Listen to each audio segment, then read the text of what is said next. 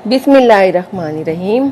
अस्सलाम वालेकुम। आज हम बनाएंगे झाग वाली और क्रीमी लस्सी, जिसके लिए मैंने एक बाउल दही का ले लिया है, शुगर ले ली है, थोड़ा सा नमक ले लिया है और एक गिलास बॉयल दूध ले लिया है, जिसे ठंडा कर लिया है।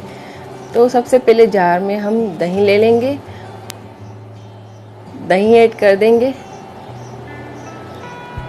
और शुगर ऐड कर देंगे। मीठा आप अपने टेस्ट के हिसाब से कर सकते हैं। यहाँ मैंने 5 स्पून शुगर की ले ली है,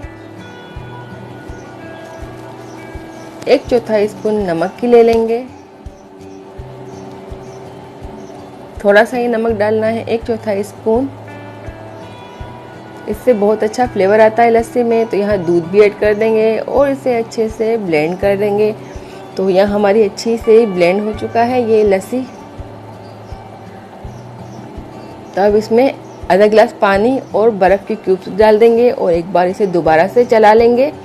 5 से 7 मिनट के लिए अच्छे से इसे ब्लेंड कर लेंगे। तो यहाँ हमारी लस्सी तैयार है और झाग वाली अच्छे से ये बनकर तैयार हुई है। तो 5 से 7 मिनट घुमाने से इस पर अच्छे से झाग आ जाते हैं और झाग वाली लस्सी पीना सभी बहुत पसंद करते हैं। तो अब हम लस्सी को सर्व कर लेते हैं। तो हमारी क्रीमी सी लस्सी तैयार है। देखिए बहुत ही अच्छे से झाग बने हैं इसमें और बहुत ही क्रीमी सी हमारी ये लस्सी तैयार हुई है।